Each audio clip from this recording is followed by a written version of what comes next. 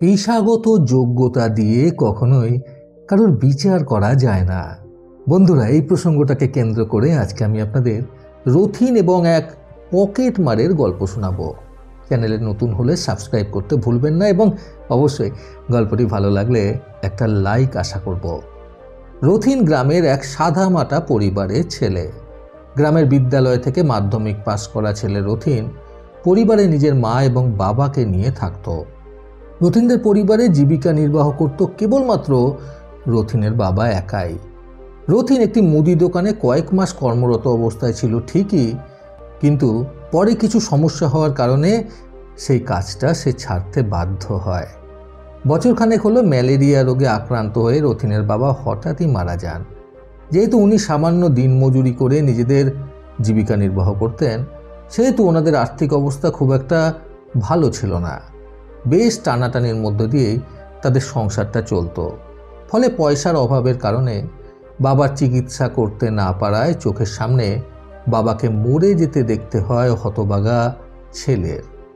বাবা মারা যাওয়ার পর থেকে তাদের সংসারের অবস্থা আরও বেহাল হয়ে পড়ে। ঠিক সেই মুহূর্তে রথিন অনেক জায়গায় কাজের খোঁজ করেও কাজ পায়নি। বাজারে বেশ কিছু ধার বাকিও ছিল রথিনের বাবার। মানুষটা মরে যাওয়ার পর সেই ধার বাকিগুলো মাপ হয়ে যাওয়ার পরিবর্তে যেন আরও বেশি করে মাথার উপরে চেপে বসে। দিন রাত পাওনাদারেরা এসে তাদের বাড়িতে টাকা পয়সা তাগাদা করতে থাকে। ফলে সব দিক থেকে একেবারে বেহাল অবস্থা হয়ে যায় রথিন এবং তার মায়ের। অপরদিকে বাবা মারা যাওয়ার পর রথিনের মায়ের শরীরের অবস্থারও অবনতি হয় যথেষ্ট পরিমাণে।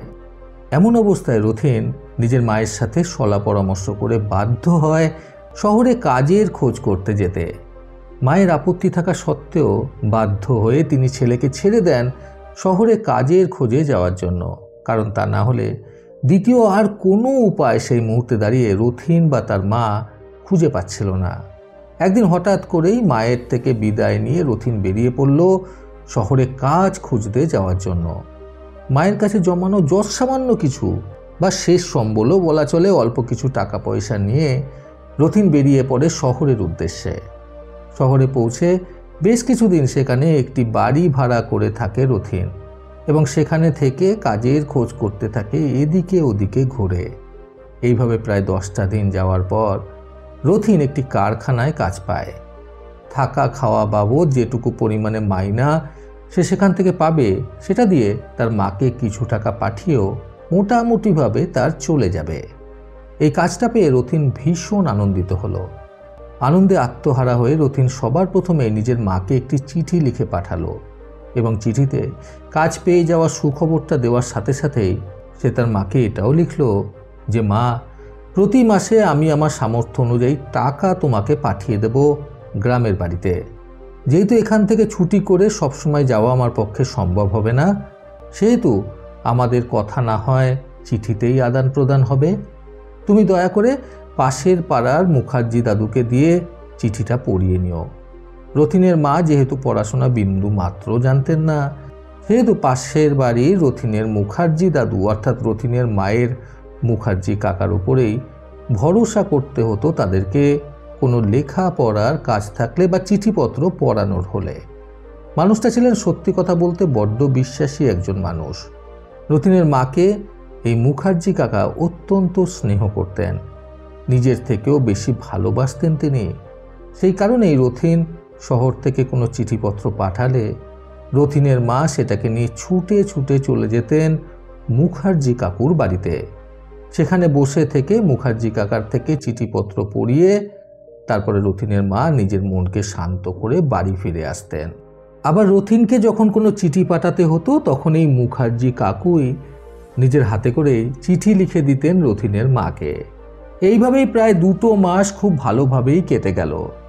রথিন যা মাস মাইনে পেত সেখান থেকে অল্প কিছু হলেও মোটামুটি একটা পরিমাণের টাকা সে তার মাকে প্রত্যেক মাসে মাসে গ্রামে মানি অর্ডার করে পাঠিয়ে দিত এবং সাথে করে একটি চিঠিও পাঠিয়ে দিত।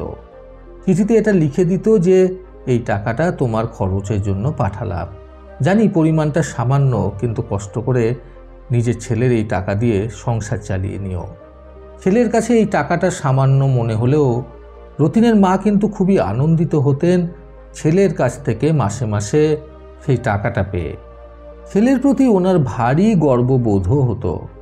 একটু হলেও মনে হয় দুঃখ ঘুচে যেত ওনার, সংসারের অভাব মিটে যেত।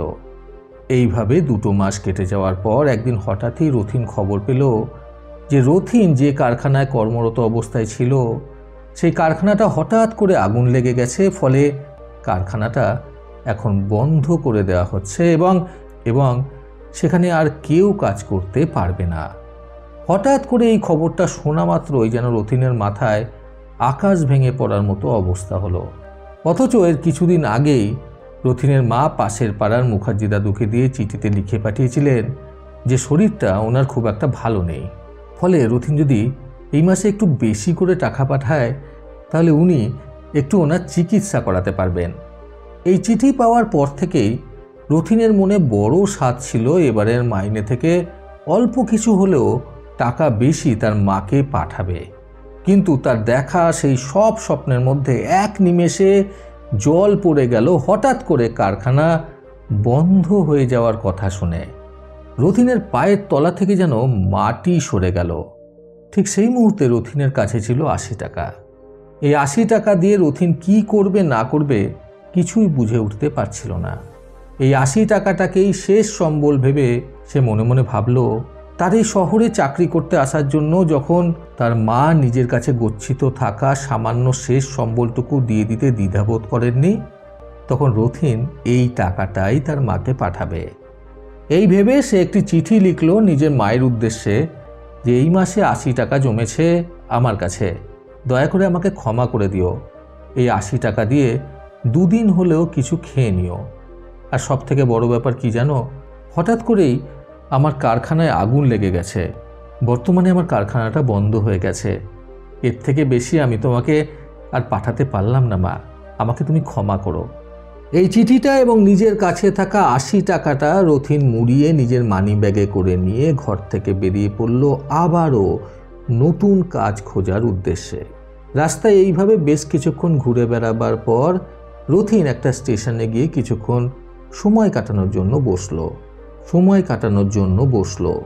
তারপর সেখান থেকে উঠে নিজের বাড়ির উদ্দেশ্যে, অর্থাৎ যেখানে সে ভাড়া থাকতো সেখানে আসার উদ্দেশ্যে চলে আসলো। বাড়িতে এসে সে লক্ষ্য করলো যে তার পকেটে থাকা মানি ব্যাগটা, যেখানে রথিন মায়ের কাছে পাঠানো টাকাটা এবং চিঠিটা রেখেছিল, সেই মানি ব্যাগটা তার পকেটে আর নেই। তার সেই মানি ব্যাগটা চুরি হয়ে গেছে। কিন্তু যে চুরি করেছে সে যে খুব একটা বেশি লাভবান হবে সেটা কিন্তু না, এটা কিন্তু সে খুব ভালো মতোই জানতো। কিন্তু 80 টাকাটাও যে সে পাঠাতে পারল না, এটাই ছিল তার কাছে সব থেকে বড় কষ্টের বিষয়। এইভাবে সে মনমরা হয়ে বেশ কিছুদিন ঘরেই বন্দি হয়ে পড়ে রইল, কোনো ক্রমে খেয়ে দে। একদিন হঠাৎ রথিনের কাছে একটি চিঠি এসে পৌঁছালো। চিঠিটা খুলে সে দেখলো তাতে লেখা রয়েছে, বাবা, আমার জন্য যে 9000 টাকা তুই এই মাসে পাঠিয়েছিলি সেটা আমি পেয়ে গেছি। সেই পাঠানো টাকা দিয়ে আমি ডাক্তারও দেখিয়ে নিয়েছি, আর এখন অনেকটাই সুস্থ রয়েছি। এই চিঠিটা পড়ে রথিন কিছুই বুঝতে পারছিল না যে আসলে ব্যাপারটা কি হয়েছিল। ঠিক এর পরের দিন রথিনের কাছে আরও একটি চিঠি এসে পৌঁছালো। সেই চিঠিটা খুলে সে দেখল যে চিঠিটা লিখেছে তার হাতের লেখা খুবই খারাপ, কিন্তু সেই চিঠির মধ্যে বেশ কিছু কথা লেখা রয়েছে। সেই কথাগুলো রথিন খুব কষ্ট করে পড়ার চেষ্টা করলো এবং জানার চেষ্টা করলো তাতে আসলে কি লেখা রয়েছে। সেই চিঠিতে লেখা ছিল, ভাই, মা তো সবার মাই হয়। আমি একজন পকেটমার হতে পারি, কিন্তু সবশেষে আমি একজন মায়ের সন্তান। কাজেই তোমার ওই মানি ব্যাগটা পেয়ে এবং মানি ব্যাগের মধ্যে থাকা 80 টাকা আর মাকে পাঠানোর জন্য রাখা চিঠিটা পড়ে আমার 2 চোখ জলে ভেসে এসেছিল ভাই। আমি তোমার ওই 80 টাকার সাথে আরও 9000 টাকা যোগ করে তোমার মাকে চিঠিতে দেওয়া ঠিকানায় পাঠিয়ে দিয়েছি। ভগবানের কাছে প্রার্থনা করি তুমি যাতে খুব তাড়াতাড়ি কোনো কাজ পেয়ে যাও, তারপর আবারও তোমার মাকে বেশি বেশি করেই টাকা পাঠিও। এই চিঠিটা পাওয়ার পর সেদিন রথিনের 2 চোখ দিয়েও জল গড়িয়ে এসেছিল এবং সে সেদিন বুঝতে পেরেছিল যে মনুষ্যত্ববোধ সম্পন্ন মানুষের কিন্তু এখনও এই দুনিয়ায় অস্তিত্ব খুঁজে পাওয়া যায়। বন্ধুরা, নিজের মধ্যে মনুষ্যত্ববোধ আরও জাগ্রত করতে আজকের গল্প থেকে শিক্ষণীয় 3টি কথা মাথায় রাখার চেষ্টা করুন। প্রথমত, পেশা দেখে কখনোই কাউকে বিচার করাটা উচিত নয়। দ্বিতীয়ত, মা কথাটির অন্য কোনো বিকল্প হয় না, মা সবসময় মাই হয়ে থাকে। তৃতীয়ত, মনুষ্যত্ববোধ সম্পন্ন মানুষ এখনকার যুগে খুঁজে পাওয়াটা খুবই কঠিন একটা কাজ। প্রতিবারের মতো আবারও বলবো, এই পৃথিবী তাদেরকেই সম্মান দেয় যারা ইউনিক কিছু করার ক্ষমতা রাখে। সকলে সুস্থ এবং সুন্দর জীবন কামনায় প্রকৃত জীবন থেকে আমি সন্তু চক্রবর্তী আবার আসবো আগামীকাল নতুন সুন্দর শিক্ষণীয় একটি ছোট গল্পের সাথে। ভালো শুনুন, ভালো থাকুন। ধন্যবাদ।